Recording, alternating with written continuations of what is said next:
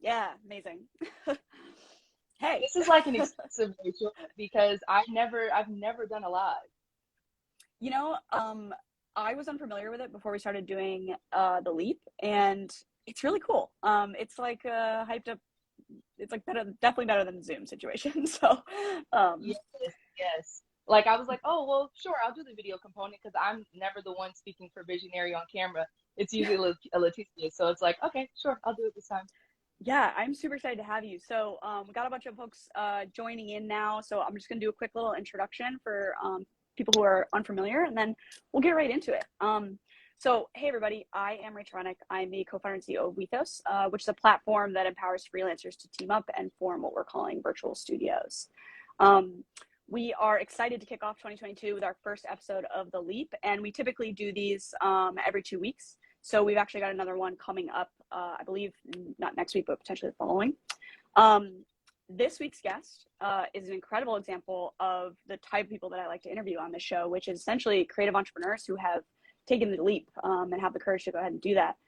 Ashley, who's joining us today, is the VP of Strategic Development at Visionary Rising, which is an amazing digital agency and production studio who both uses Wethos and that we've actually hired ourselves. So big fans. She's got like 10 plus years of experience across leadership, strategic development, partnerships, art direction, and even across like educational institutions, agencies, and museums, which I can say by having a couple of those different clients, very different beasts across the board. But what I'm really excited about, Ashley, for you to join us is the fact that you're all about effective systems and systems that sort of help smooth production and really help guide people through a project lifecycle all the way from ideation to execution. And I think this is a place where not enough creatives are paying attention to, honestly. And so I'm really excited to dig into some of the learnings. Ashley, just to wrap it up, spends her days, building towards a future and the advancement of the creator economy, which we're going to dig into a little bit, and believes that approaching work with a strategic plan is the key to authentic storytelling, which I could not agree more with. So Ashley, thank you so much again for doing this. We're really happy to have you. Thank you for inviting me tonight. Yeah, and so I'd love to just start with the basics. Like, can you tell us a little bit more about you? Like, how did Visionary Rising come to be? How did you meet your co-founder? I feel like is the right title there. Leticia. We like would to love say to just dig a in. Partner. Yeah, great. We'll go with that. So this is the first time I get to explain it in full, instead of how we're on calls and we're trying to keep it in quick sound bites. So this is my chance to actually speak in full. Yeah, please. Nala is not my government. Ashley Williams is what I like to say if we're cashing checks. Nala if we're talking online. But Ashley Williams, like Rachel already said, I've worked in a bunch of different institutions, from agencies to museums. The quick story is, out of high school, I knew that I was going to work for myself at some point, just because on every report card and everything the teacher was saying was that Ashley wants to do things on her own. Ashley has her own guidance about how she sees things and wants to do things. And I already knew out the gate, going into college, that I would either finish film school and start my business then, or just go out the gate into entrepreneurship. So and about 1920, I started LIONSROAM, which is my own art brand. And it was my only way to fuel my creativity and passions. I started off in visual arts and development, art direction, creative direction. And then that led me to, I think, Leticia and I met at a creative town hall meeting in Tampa, Florida. So we were at the same town hall meeting, and we just kind of locked eyes and we just looked at each other like, are you thinking what I'm thinking? Like, some things weren't meshing. We weren't really on the same page with everyone in the town hall meeting. And so that led us to have a few work sessions, and it just it clicked. I'm going to say this is like 6 years ago at this point now. And we just had conversations, and then from seeing what I was doing with LIONSROAM and building my own brand and doing art events, curating art events, exhibits with friends and such, developing art programs in institutions, she just asked me to come on board as not starting off as VP, but just working my way up to now being where I am as her business partner with Visionary Rising. So that's just like our little romance story. Everyone has their meet cute. What is that? What do you call that in business? Can we use that? Can we say that? Yeah, we're like, are you feeling this? They're not aligned for what we're aligned with. No, okay, let's just have a call with you and So it I was just love like we that. hit it off right away, and I've been working with her ever since for 6 years. Yeah, and I feel like the name is very fitting considering your origin story around, Visionary Rising. And when you know what I mean? Yeah. um, One thing that I'd love to dig into a little bit, because we get this question a lot from people who are kind of on the cusp of growing, or maybe already dealing with some growing pains, I would say, which is like when to sort of bring in a partner or a counterpart. Like I've got one, her name's Claire, and everybody needs a Claire. So could Yeah. you tell us a little bit more about like how do you define your role as leading strategic development, and like what does that sort of look like to you on the day to day? Okay, so like I said, like Leticia is the CEO of Visionary Rising, so I would be Claire to, you, Rachel. So I came aboard as someone that already understands how to be a liaison. Working with LIONSROAM, I've been able to partner myself with corporations, doing all the stuff I knew before startups and, guerrilla marketing. So I see my space in it with being a partnerships director and strategic developer as being the liaison between either a brand or a creator, and building that true partnership and something that's mutually beneficial we're building towards. Whether that's like brand development or that's like, things that we're doing here with Wethos. It's all individual about what we're building, but it's really just me being the liaison and building something special between the two partnerships. That's what my heart and soul right now is, building like really great strategic partnerships. Yeah. What how does that boil down kind of like operationally? So like, with Claire and I, we both were kind of doing pitching and sales and sort of like new business development. And then we had some processes around, putting the actual contract together and everything like that. Like, I guess, how do you think about dividing up those kinds of responsibilities on an operational level? And what does it mean to you when you like bring in a new partner and like set up that kind of a strategic relationship there? Okay, so say it's a fintech company, and we want to work with them. We like to have a discovery call first. My preference is like 3 calls or less, because time is Hell yeah. valuable. And like Leticia also says, I can tell within the first 20 minutes of the call if you have funds, if you are really ready to have an actual partnership. It's how people pitch you, at a Yeah, certain point once totally. you've scaled up. So I like to listen a lot in the meetings. I'm the one that's really quiet and like to listen and let the people lead with what they think a partnership is. Operationally, it looks like setting up that discovery call, whether it's 15 to 20 minutes to understand what are they seeking. Is it a partnership? Is it a sponsorship? Because those are very different and people don't understand the difference. Sometimes I like to go over 20 minutes just to get a fuller understanding if we're going to Mm. have a follow-up call. And then looking at sending them like a pitch deck of what we actually do based off of what they said they need, and then what we could provide as a symbiotic relationship. And then moving forward, it looks like if they do have money and they are available and ready to go, then we look like that third call, really going through that SOW and saying this is what we're agreeing to, this is what we're signing up for, and then we start from there building. But it looks like it looks so different depending on each partnership, truly, Yeah. because I mean, from an AI company to a fintech company to a creator that's wanting to do like brand engagement, influencer marketing, it's completely different. So, but the process is all the same of 1, 2, 3 steps. Yeah.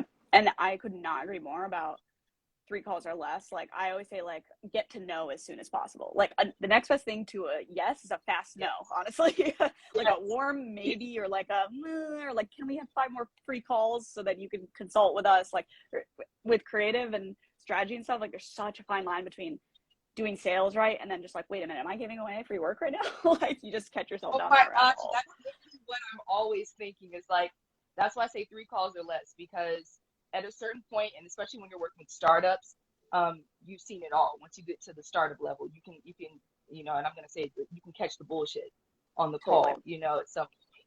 So it's like I like to keep it to 3 calls, sometimes maybe a fourth, because you bring in other partners and stakeholders, and they give more perspective than the person maybe you're speaking with.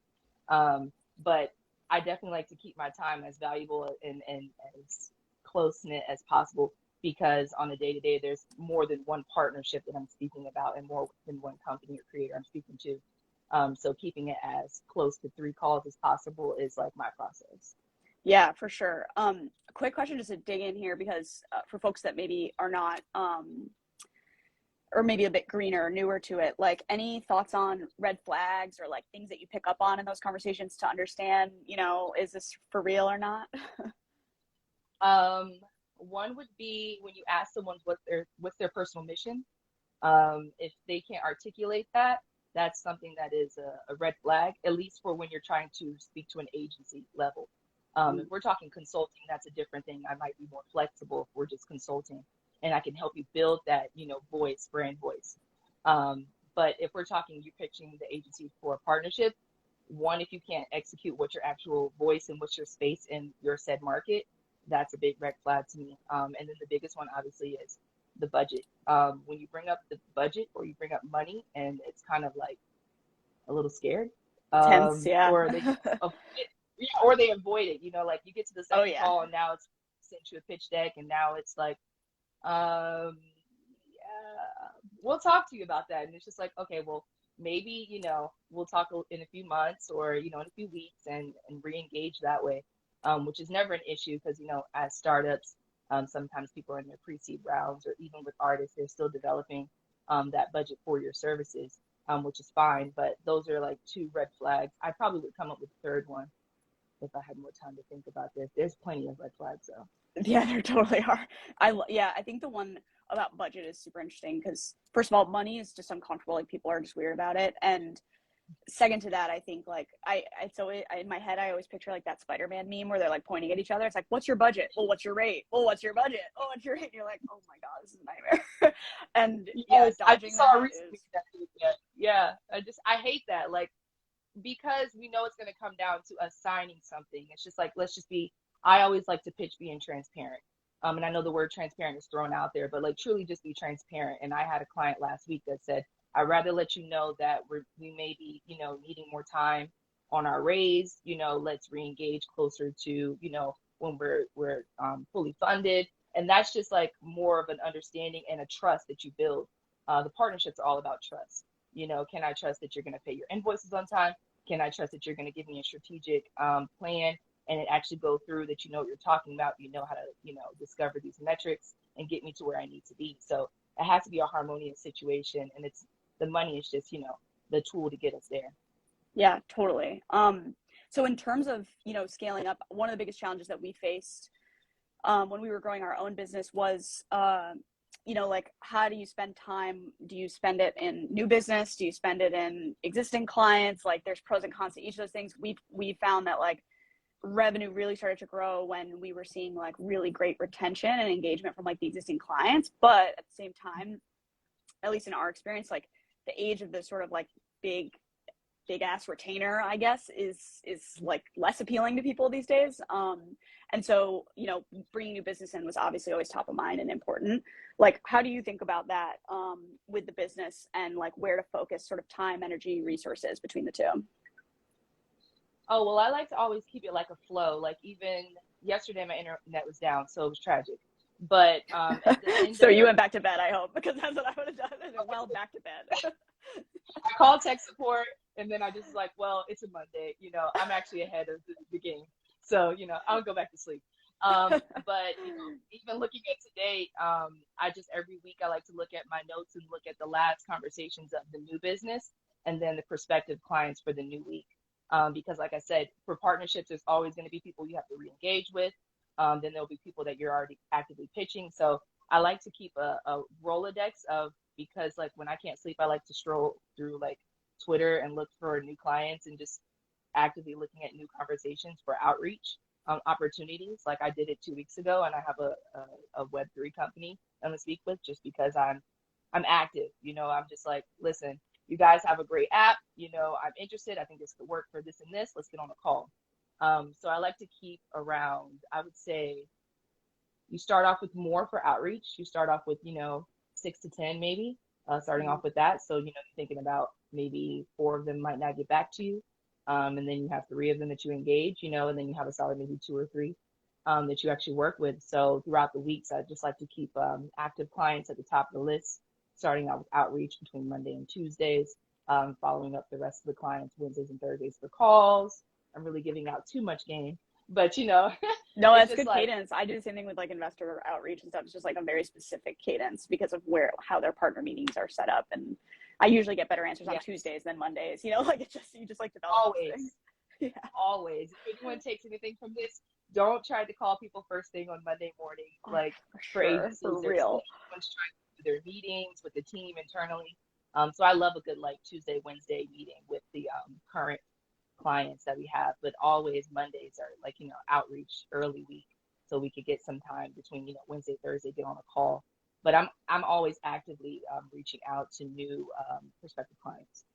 Yeah, I totally get that. I think Twitter is such an interesting beast in that regard too, because yeah, you can like very naturally jump into conversations that might already be happening that doesn't feel too salesy, and that's I think um, what I think people get wrong about like doing sales, quote unquote, is like to me when I do sales, it's more about, to your point, like understanding the problem they're trying to solve and the outcome that they're looking for rather than like selling them. And so if I'm spending most of that first conversation talking, something's wrong. Do you know what I mean? Like I should be asking questions and they should be taking up the most space in that call to help work through some of that rather than me just being like trying to, take up all the space and sell myself. And people can feel the difference. Like I had a client actually say this in a re-engagement, like I said, but we still keep in contact and I'm watching them continue to build their company, slowly, but they're just like, thank you for continuing to engage with me. And it's not, she said, I've been pitched a lot, especially after you get your money, if you get seed money or grant money, everyone's Yeah. trying to, get a little bit. Yeah. Oh man, that's cold emails. They love Oh that yeah, front face list. it's a Like beast. recently It's like raised. everyone on the table grabbing food. So it's a beast. And she made it a point to say after our conversation where it was like, I really appreciated this, I really, really enjoyed the conversation. It didn't feel like you were pitching me. And I was like, well, I really appreciate that. And she said, no, like, you don't understand. Like, I feel like, especially because she just got the money, she was like, I feel like, everything has just been so stiff in conversations that I've had with other marketers and agencies and such. But, if we are to work with you when we do have everything up and running, I definitely want to keep in contact, and have that conversation when I'm ready. So it's just like, people don't like to feel like you're always, and that's what social media and Twitter can feel like sometimes, that everyone's just always actively pitching. Like it feels disingenuous in the conversations, in the outreach. So, a warm intro that really feels actually warm, and that you're, from an agency perspective, you're trying to solve a problem. That's how I always like to speak about it, especially when you're building partnerships. That's what I'm here for. Yeah, for sure. No doubt. So like as you guys have grown and expanded, and it sounds like you're kind of selling across a couple of different like lanes in terms of like partnerships, sponsorships, different packages, like how do you think your sort of pricing and operational strategies have evolved as you've grown? Any important like lessons that stick out to you? Yeah, so I'll go back as far as when I was just like a full-time freelancer. Actually, when I'll go back to like even like, a side hustler type thing, having your job and in college, and still trying to go to my art classes and start LIONSROAM and doing that. That was something where it was just like serving what's going on, because I did start working with like the art community that existed, and building up my network that way first, because everyone's probably on this call is not like at an agency level. They might just be individuals. Yeah. So I just kind of wanted to price what was going around me, seeing what the creatives were doing, and I felt like a lot of people were pricing themselves really low. So I do recall, like, I think I was 20, 21 as a photographer, and I think everyone was doing like $50 an hour. And I Hmm. was like, $50 an hour. Like I have my setup right here from photography right now, this light. So it's like I didn't pay $250 for these lights, and this money for this camera, $1,000 for the camera, for me to just $50 per hour. So I remember I was like charging double, and it was a risky move, but I knew like my time was highly valuable. So looking at it in an agency perspective, we stopped focusing on like service based and truly value based. And like we're saying, like maybe not as many clients, but truly the quality of clients, and more long-term engagements. So as we continue to scale, we started dropping off the clients that also didn't want to work with us long term, but just wanted one-off services, or this is just a campaign we want to work for 3 months. Truly scaling towards value-based and those retainers. Because because that's more where the value is with an agency, and trying to build is something that you can see continue to grow. Yeah, for sure. And I think like even going back to like the red flags, it is totally a red flag when you get on with a prospective potential client and they don't understand, they don't treat you immediately like a strategic partner. Do you know what I mean? Like they're kind of more grilling you as like an employee, or like somebody who they can basically just like give a bunch of marching orders to. And I think like that attitude towards how they're outsourcing in general, like makes a huge difference in terms of the success of the relationship. Because marketing, I always say like marketing strategy is business strategy at the end of the day. You know what I mean? Like you're identifying a customer, you're understanding how to reach them, you're understanding how many of them are out there, like what message is going to resonate, etc. And I think people who don't recognize that, who think marketing or even like branding is like just a logo or just some colors, like don't quite understand how deeply embedded in the business it is. Yeah. And it's like, oh, this is not going to go well. Yes, like, and that's what, like I said, like, I don't even want to speak as like, oh, like an elitist of some sort. Those are things I had to learn as an independent, as, you know, growing into, like I said, 10 plus years. Like I was doing this in college with other people, building not only just LIONSROAM, but building a cultural magazine with other college students, and learning about that as we were 20, 21, you know, building our own logos, building, you know, building what is a brand voice. I didn't know the term brand voice, you know. But truly, like once you understand what your brand voice and your messaging, and now, of course, there's a lot more content 10 years now versus then. We didn't have this information. We didn't have Wethos either, you know, to help us along in the process. So it's truly just understanding what your personal value is, and attributing that to a rate, you know, and paying yourself adequately for what you're doing. Yeah, for sure. Yeah, I know. I was, let's see, 10 years ago. It was like 2012, I guess. 2011, 2012. Weird times. That was like Facebook was newer. Yeah, like there was no TikTok. There was not a lot of things actually. I don't even know if Venmo existed at that point. It was Tumblr and Instagram, and I miss Tumblr. Can you bring back Tumblr? Yeah. I'm ready to bring back Tumblr. That was a weird place, and I loved it. Yes, it was blog era, you know, and it was very much guerrilla, and it felt like at that time, I look back, I can't believe it's 2022 already, but I look back at all the people that I met then, independent, and where they are now. You know, they've scaled their businesses just because of the information that's out there now. But it was really like, you have to learn, you have to go through those bumps in the road of being like, I feel like I'm getting screwed in this process a lot more, you know, over and over again. And especially with pricing, you know, you're like, I feel like I'm doing a lot, I'm providing a lot of value to them, and I'm not getting it back financially, but I'm also not getting it back, like you say, in the discussion of partnerships. It's a collaboration, and that's something I've done for 10 years. It's collaborate with artists, creators, and companies. So it's truly harmonious, where it's not give and take. It's just give, you know? Yeah. And that's what I like to see when I'm working with whoever it is, whatever the company or brand it is. I want to see that. Yeah, totally. I totally feel that. So zooming out for a second, the freelance / creator space is, well, it's growing like crazy. It's also changing a lot, which is interesting. There's a lot of different, you know, new products emerging, different, even like terminology, even different like revenue models around, you know, how you can make money through some of these platforms. Like, what are your thoughts on how the space is, you know, how is evolving, I guess, and what do you see for like the next like 5 to 10 years, both just on a macro, you know, for the market, and then of course as well for your business? Like, what do you think the future holds? 5 to 10 years. 5 to 10 years. For one, like I said, we're looking 10 years past. So 10 years forward, a lot more immersive, way more immersive experiences. We're going to be seeing, obviously, we have the metaverse, but that's just like the very tip of that's the very actual base of it. I think we're going to see a lot more immersive things, a lot more collaboration, a lot more CRM tools geared towards creatives and productivity. I'm seeing it already now. The pandemic just sped it up, but seeing a lot more CRM tools because everyone's always talking about productivity. A lot of collaborative tools also, like, you know, you're seeing more of the whiteboarding tools and such like that. But I see it like where the creator tech economy is going is it's truly as you can build it, as you can see, you can build it. So we're at the brink of it right now, but I see a lot more with the Web3 and how that's going to open up the field for blockchain and making it truly the value now for the creator is going to be in there.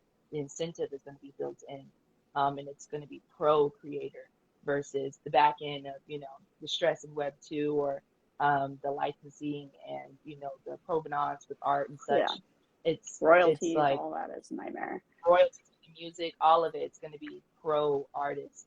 So I'm really excited seeing that continue to build and these tools and apps and platforms continue to build with it. Yeah, it's funny. Like I feel like the last 10 years was very technology engineer heavy, I guess. Like that was kind of like the thing is like being an engineer and like building a tech company, etc. But I think what's been interesting, looking forward is this rise of creative and strategic talent. It's things that you really cannot automate creativity, right? Like, and I think that people are also recognizing the value of the content that's being created. And it's interesting too, like, 10 years ago when I was working in big agencies and doing TV production, even TV production was a totally different beast from the digital content creation. And because TV commercials run on TV, sometimes for years at a time, it takes 6 months to put a 30-second spot together, millions of dollars, versus this digital content that was rising, which is like got a shorter shelf life, lower production costs to putting it together, but you need a much higher volume of it. You can't run one Facebook video for several years, you know what I mean? And I think it's, I think going through that transformation and realizing how important content is and good content that actually like engages people in a creative way, and breaks through has become more and more clear, I think, to the people who are sort of non-creatives. Because I think for historically, like just been, the most underpaid, like, I would say like the most underpaid knowledge worker in that, a lot of times like writers, there are writers out here for like the New York Times, like these huge publications getting paid by hour, like nothing, or by article, like a couple $100. It's crazy. It's blows my mind. Well, that's why they have the subscription models now coming with everything being blocked off. You get 1 to 2 trials, with reading an article, and now they're like the world is burning paywalls. Oh, I love it because like I've been a writer, I've had a magazine, but it's like also like I just wanted to read this one article. I'm not trying to subscribe. Yeah, I think they got that. The subscription thing is not the right model, but yeah, not so much. Give me like 5. I think they need to figure it out. Patreon's doing what they're doing, and everyone's trying to focus on that. But I know something you and I spoke about in the meeting is more co-ops and coalitions, and like we said, the collaboration is truly going to be about, the community term is like, at this point, it's like overdone community, but it truly will be like building your own coalition, your own co-op spaces. I mean, I'm seeing it already now with the DAOs that are being created, in Web3 spaces. So I think it's going to continue to look like that, people cultivating the space that they want to see, the content that they want to see. As someone, like you said, I've worked in productions, I've worked with film, being a film school dropout, film school dropout, and working on like WEDU sets as like my final, and seeing how slow things were, and the cameras and content wasn't a thing, it wasn't like content like it is now that you can do everything on your iPhone, Yeah, so we're definitely going to see more accessibility with that as well. Yeah, the accessibility of technology now in creating stuff is incredible. I mean, totally, like I had the same thought looking at the TV production versus like digital content. The other thing too is that those big productions take so long that by the time it's done, it's irrelevant again. You know what I mean? Like stuff is changing so fast, and the news is changing so fast, and like just topics are coming in and out at the speed like nothing we've ever seen. And so if it was a good idea 6 months ago and it took 6 months to produce, then it's old. The joke's old. Yeah, the joke's super old at it's that old. point. That's why you're seeing like, even like, I know this is kind of far off, but even you're seeing it with like television and such, like big media, obviously we're talking about. So you're seeing it with them having to, people binge watch, which I hate, like binge watching and like the psyche behind that and such. It's like people binge watch and then they want something else immediately. Now they want I spent 8 months building the storyline. We filmed this and all that, and you watched it in a weekend, and now you're You like, ate okay, it. well, where's season 2? Where's season 2? And now you're on the message boards every day. Like, I want to see this show again. But because we are in this now, like, rising idea of content being, created, and you can set it up and it could all roll out now for the month. We're going to be seeing more stuff like that being streamlined, and it's good. It's definitely good, especially as a cultivated community, whether you have a newsletter, you're posting it, or on your social media accounts. We're seeing it going to be, continually like having your centralized focus of people that enjoy what you enjoy, and it's going to flourish from there. Yeah, man, I can't imagine being somebody who has invested so much time and energy into like a full series on Netflix just for everybody to like gobble it up in a weekend, like just fucking like, and then it's like, okay, well, that's why I haven't done it yet right now, because I'm just like, I'm not going to spend a year and a half building this, and you guys are going to love it and then just be in a DM every day. I mean, I did it when I did a film event, and they were like, okay, so when are you bringing it back? I'm like, well, it was like I did a few sessions, and I wanted to analyze it and think about it. It's like, okay, I've been like harassed for years about bringing it back. And I'm just like, in due time. yeah. Oh man, I think Squid Game took like 10 years to write and produce. Yes. And talk about binge watching. That is like a major binge watch show. And then what's his face? Mr. Beast recreated it or something, and did some big video, and then it was like their biggest thing on Netflix until something just recently knocked it off. But yeah, like, and that's the thing about where I like to break apart the creative and the artist, because I always say I'm an artist first. The creator term is like, I feel like is more, what's the way to say this? It's more applicable to like the everyday person that doesn't have maybe the background of, actual art and, that whole background. Like, I've been an artist since I was 4, starting with dance, being a writer, photographer, doing acting and such. So like, I have like a deep experience and love for art as itself, but now I feel like everyone, like, in the idea, can be a creative. And I think that the market is just opening up for everyone to kind of explore that, and to find themselves in like, oh, well, I can just do something. I don't have to have that full experience about taking 10 years to be a painter or an artist. I can just be creative. I can start a blog. I can start this or that, start this brand and scale it from there. I think that's where we're going to see a lot more people. We've already seen it before the pandemic, but now with the pandemic, just taking that leap of faith into it. Yeah, I couldn't agree more. It's like how everybody started calling themselves creative directors a few years ago too. It's just kind of like, Rachel, don't say anything. Leticia starting some shit right now. I'm like, yes, I have everyone's a creative director. Joke with like every 4 years, what's the term? And I made a joke that Leticia always laughs at. Like, I said, oh, we're going to see who the real creative directors are during the pandemic. I said at the top, I said, I've seen creative director used so much. And then also before that, everyone was a DJ or a promoter. And I'm like, okay, so now creative director is the term. Now everyone is a strategist. Leticia said, yeah, I hear that. Everyone is a marketing or strategist. So, but it shows that people are trying to evolve as the times are evolving. And they want to, also with the, outside of the terms, they're trying to define what it is that they actually do. So, they're looking at these titles and saying, maybe that's applicable to what I do. I feel like I'm directing I'm directing the vision, whether it be on set or whatever it is in that lane. It's like, well, I feel like I'm a creative director. So I get it. And then I also laugh at it as someone that's been a creative director. So, I think it is just opening up the playing field as 5 to 10 years that people will feel more comfortable about calling themselves a creator, and feeling like, okay, well, I can do that. I can try. I can build some, content. So definitely. I always say, like, I think everybody is creative. But I just think that some people were told to just sort of set that aside for a bit as kids, honestly, and then they just didn't revisit it. And I see that manifest when my friends like lose their minds planning their weddings and like go like crazy to a T. And I'm like, girl, you need a creative outlet, I think. Like, where they're just like, that is the one thing they're like, but and they're executed flawlessly, like the flowers and the colors and and it's like, I see my friends like go crazy over that, and I'm like, first of all, are straight people okay? And second of all, like, you guys, I mean, like, I just feel like so many more people could use a more creative outlet who don't necessarily consider themselves like pure creatives. And I think that that's super cool about all the tools. Yeah. And all the things are sort of available to them. Like, for sure. Like you said, like the weddings is where you see it, like or decorating for your home. You know, maybe you're not like an actual interior designer, but you know, you enjoy decorating, you like embellishing, you like, you know, working with your hands or doing something that is creative, where it's an outlet of freedom. So yeah, in that sense, I think everyone is like, you know, creative. And like you said, a lot of people are told as youth that you can't have a living off of it. And that's something that I'm like really excited about that we're doing here at Visionary Rising, but also with Wethos, it's giving people that outlet to make a living. Because I was always told growing up, like, not from my family, because my family is actually artistic.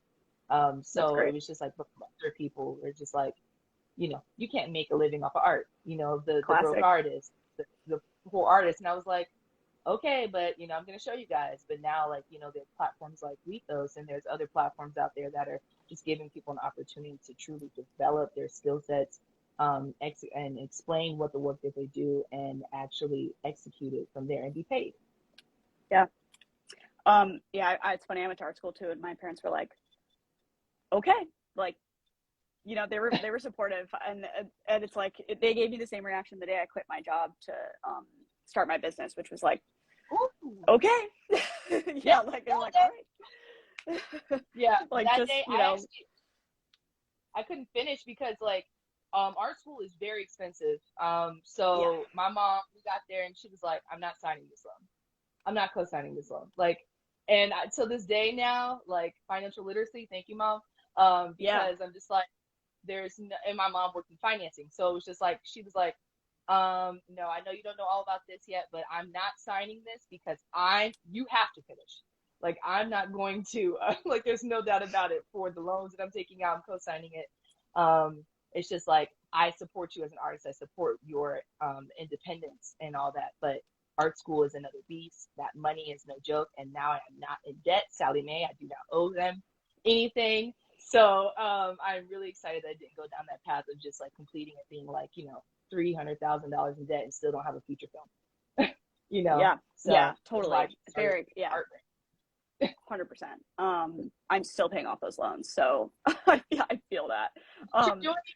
Your life's now. Yeah, that is true. That is true. I am like, I could not be more grateful that I'm able to pursue my dream. You know what I mean? Like, that's such a privilege in and of itself.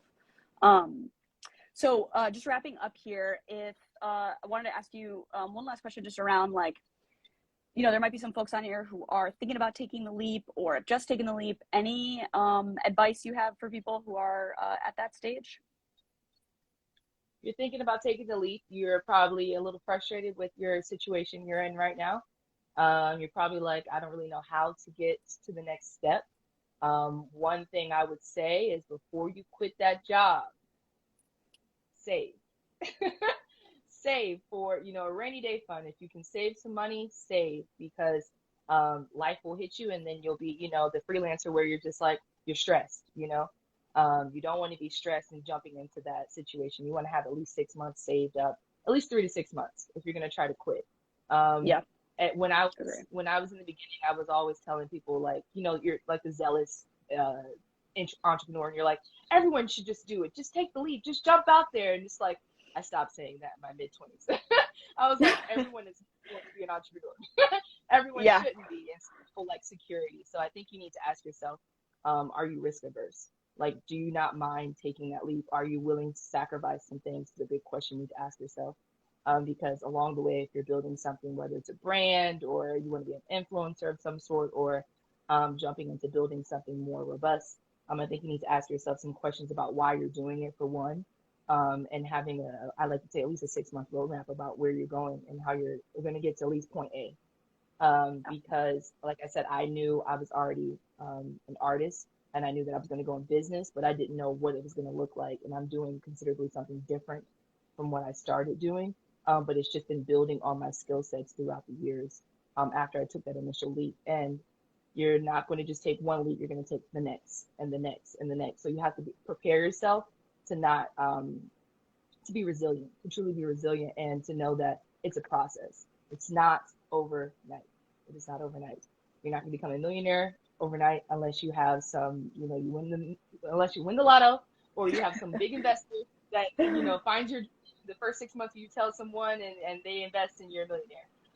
It's going to be sometimes a slow roll and being accepting of that and just continuing even when the times are hard, but knowing that you can overcome them and, figure out another plan.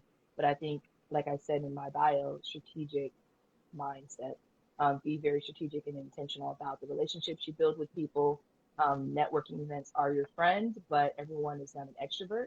So networking how you see fit, that's comfortable for you, making those relationships intentional.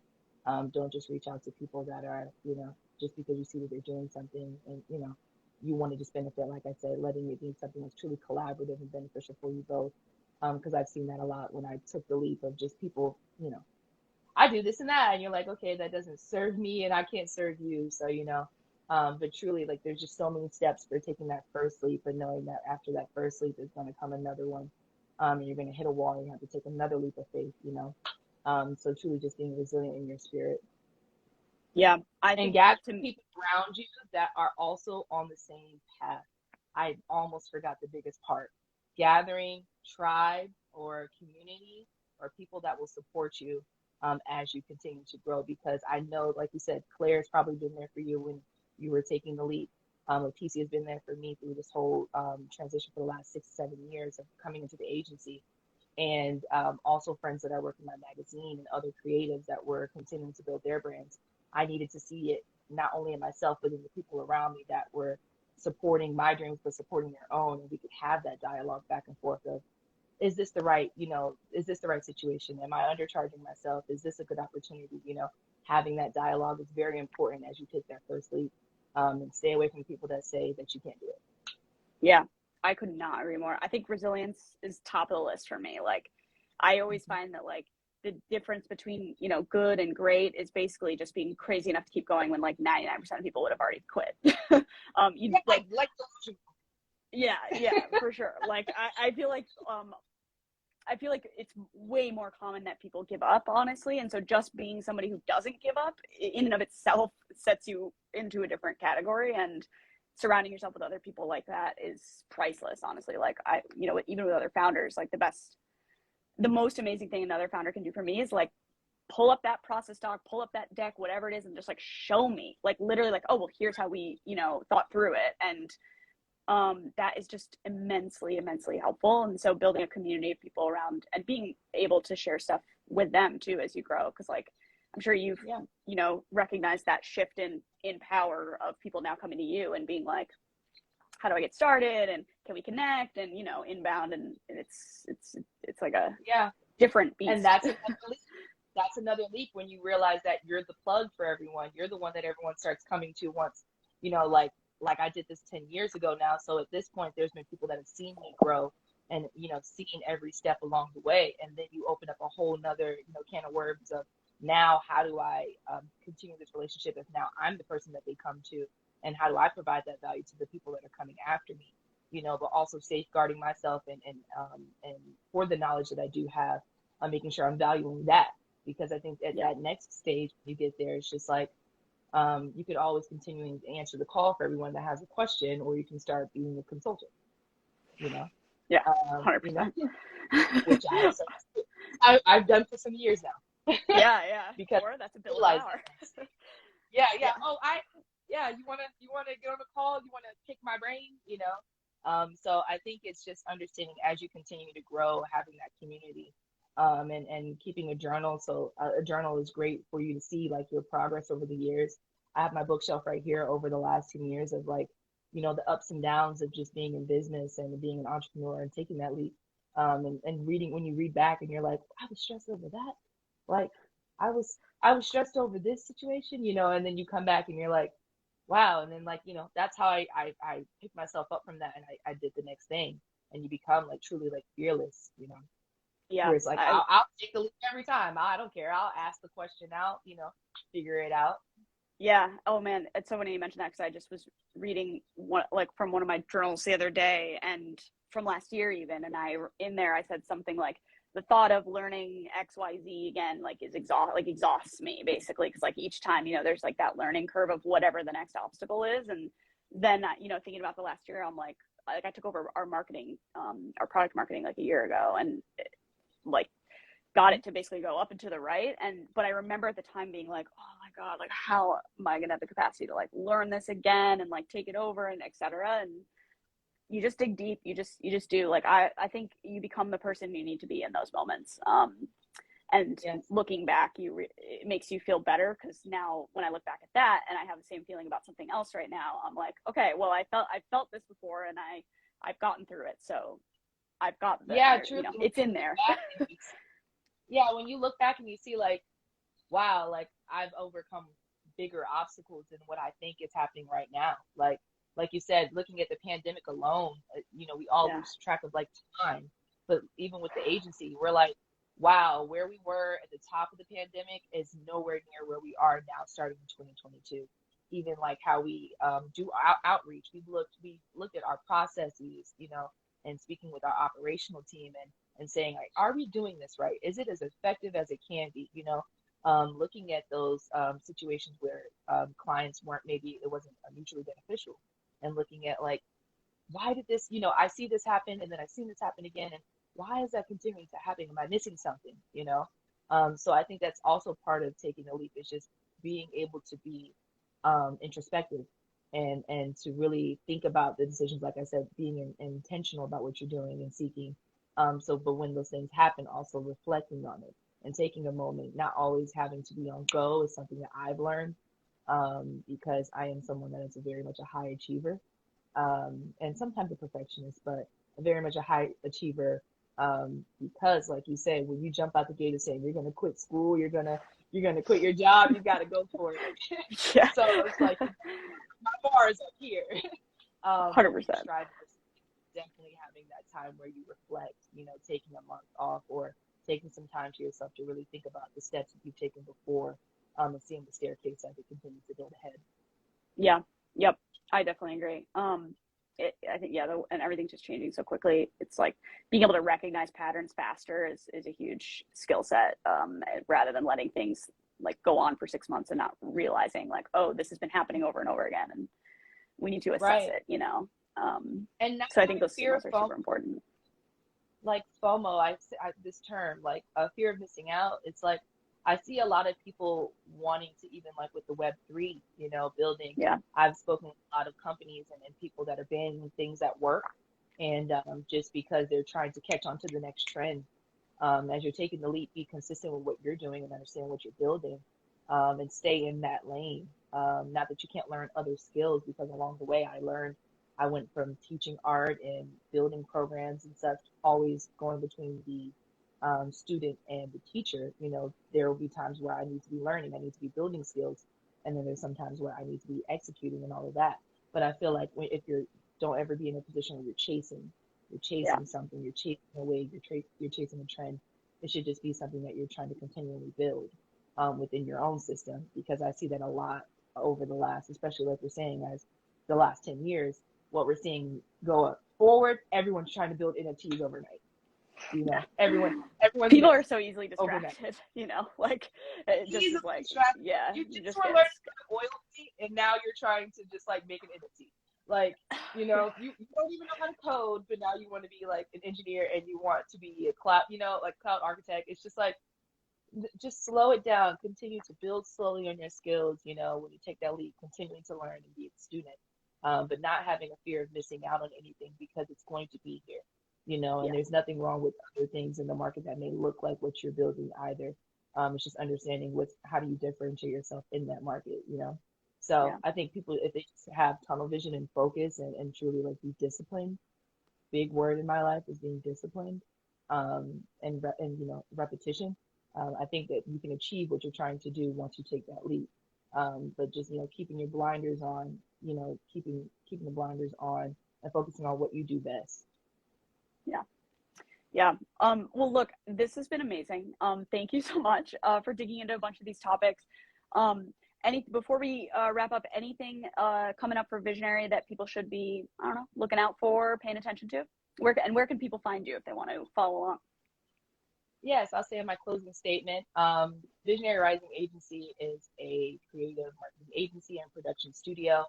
We are Black owned and women led, and we are accepting projects from creative tech companies that looks like AI, fintech, Also working with creators. We've built a creator residency program, which is my baby right now, called Introspection, that will be opening open calls for soon, particularly focused on Web3 projects.